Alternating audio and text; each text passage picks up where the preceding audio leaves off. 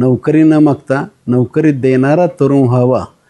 शनिवार दिनांक 21 सप्टेंबर 2024 रोजी हुतात्मा स्मृती मंदिर येथे सकाळी 10 वाजता अण्णासाहेब पाटील आर्थिक विकास महामंडळ यांच्या वतीनं आणि लोकमंगल बँकेच्या वतीनं या ठिकाणी मेळाव्याचं आयोजन केलेलं आहे।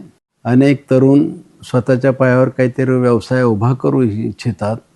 प्राथमिक अवस्थेमध्ये कर्ज मिळायचं असतं, त्या कर्जाला व्याज देणं शक्य होत नाही आणि म्हणून माननीय एकनाथ शिंदे असतील, देवेंद्रजी फडणवीस असतील, अजित पवार असतील यांच्या सरकारने व्याज परताव्याची योजना काढलेली आहे। ह्या व्याज परताव्याच्या योजनेचा लाभ घेण्याच्या दृष्टीनं माननीय नरेंद्र पाटील साहेब या ठिकाणी उपस्थित राहणार आहेत।